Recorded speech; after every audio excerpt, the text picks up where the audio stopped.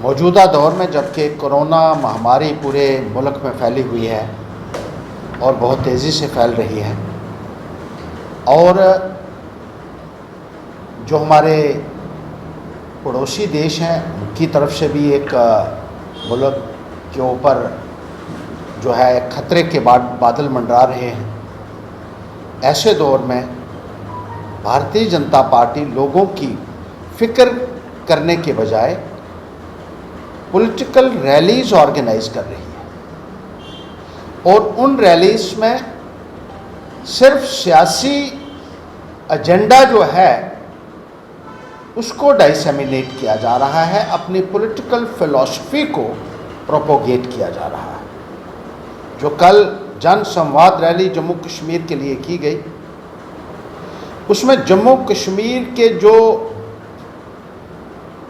Basic मुद्दे, ज्वलंत मुद्दे हैं, उनके ऊपर कोई चर्चा तक करने की कोशिश बीजेपी द्वारा नहीं की गई। जिस तरीके से बेरोजगार नौजवानों के अंदर एक गुस्से का माहौल बना हुआ है, बार बार ऐलान किए गए कि इतने हज़ार नौकरियां नौजवानों के लिए दी जाएंगी, लाखों नौकरियां दी जाएंगी, लेकिन फिर कहा गया कि 10,000 दी जाएंगी, और वो भी जो SRO 202 के तहत मुलाजमत की बातें की जा रही हैं, उससे नौजवानों में गुस्से का एक माहौल है। SRO 202 को ख़त्म करने का ऐलान किया जाना चाहिए था अगर आपको कोई यहाँ बात करनी थी।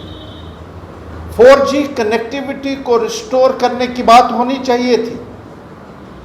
टोल प्लाजाज को ख़त्म करने की बात होनी चाहिए थी। महंगाई पर अंकुश लगाने की बात होनी चाहिए थी।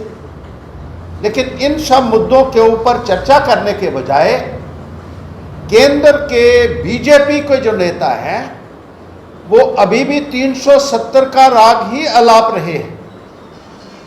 कब तक आप लोगों को इस तरीके के नारे देकर गुमराह करते रहेंगे, ये हम भारतीय जनता पार्टी के लोगों से पूछना चाहते हैं। और आज के दिन मेहरबानी करके, जब इतना बड़ा एक त्रासदी यहाँ आई हुई है, इस वक्त अपनी सियासत बंद कर दीजिए। ऐसा कहा जा रहा है कि कई 100 करोड़ रुपया एक एक रैली में भारतीय जनता पार्टी की तरफ से खर्चा किया जा रहा है, और जो मजदूर हमारे भाई आए हुए हैं उनकी बुरी हालत हो रही है क्वारंटीन सेंटर्स में।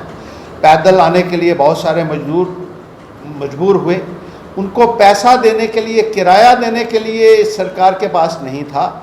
लेकिन इतना खर्चा जो इन पॉलिटिकल रैलीज़ के ऊपर किया जा रहा है, कहीं ना कहीं भारतीय जनता पार्टी और उनकी सरकार को, देश के और रियासत के अवाम को जवाब देना।